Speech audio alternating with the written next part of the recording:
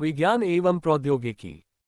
रात के आकाश में सबसे चमकीली वस्तु कोई तारा नहीं। सेलुलर ब्रॉडबैंड के लिए ब्लूवॉकर 3 उपग्रह खगोलीय अध्ययन में हस्तक्षेप करता है। बड़े और चमकीले उपग्रहों के प्रक्षेपण की दिशा में रुझान लगातार बढ़ रहा है। एक नए अध्ययन के अनुसार ब्लूवॉकर 3 10 सितंबर 2022 को लॉन्च किया गया एक परीक्षण उपग्रह कैनिस माइनर और एरिडानस के 89 तारामंडलों में सबसे चमकीले सितारों जितना चमकीला है। नेचर में प्रकाशित अध्ययन में कहा गया है कि इसकी चमक जमीन पर स्थित दूरबीनों का उपयोग करने वाले खगोलविदों के लिए रात के आकाश में देखना कठिन बना देती है।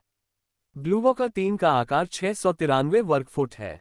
यह अंतरिक्ष से बिजली उत्पन्न करने और सेलुलर ब्रॉडबैंड को सीधे मोबाइल फोन तक पहुंचाने के लिए अपने बड़े चरणबद्ध सरणी एंटीना का उपयोग करता है। शौकिया खगोलविदों ने सबसे पहले ब्लूवॉकर 3 को संभावित रूप से उज्ज्वल वस्तु के रूप में चिन्हित किया।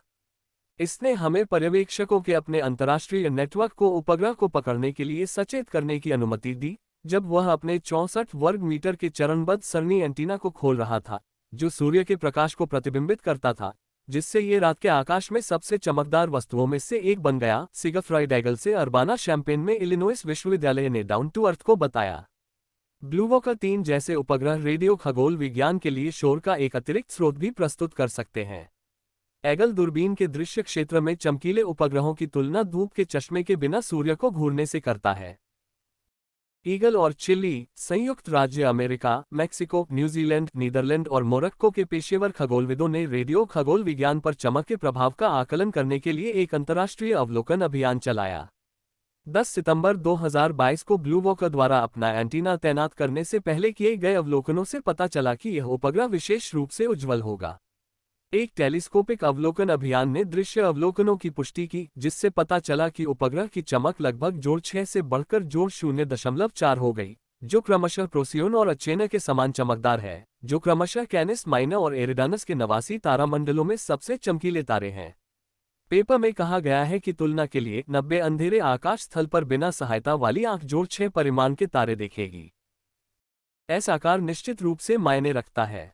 वस्तु जितनी बड़ी होगी उतनी ही अधिक सूर्य की रोशनी वह पृथ्वी पर परावर्तित कर सकेगी, एगल ने समझाया। उन्होंने बताया कि चमक की भविष्यवाणी करना जटिल है क्योंकि उपग्रह प्रेक्षक और सूर्य के संबंध में अपनी स्थिति और ऊंचाई लगातार बदलते रहते हैं।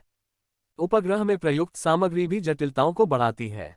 वे सभी दिशाओं में समान मात्रा में प्रकाश परावर्तित नहीं करते हैं।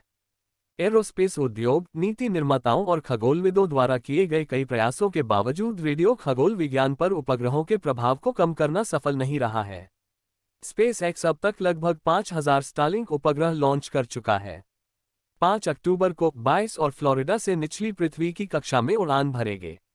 इसके अलावा 16 अन्य कंपनियों ने संयुक्त राज्य अमेरिका में संघीय संचार आयोग के साथ तारामंडल लॉन्च करने का अपना इरादा दर्ज कराया है। उन्होंने कहा, ये सभी कंपनियां मिलकर निकट भविष्य में 400,000 से अधिक उपग्रह लॉन्च करने की योजना बना रही हैं। यदि वे सभी उपग्रह उतने ही चमकीले हों जितने नक्षत्र उपग्रह अब हैं, तो ये रात के आकाश को पूरी तरह से बदल देगा।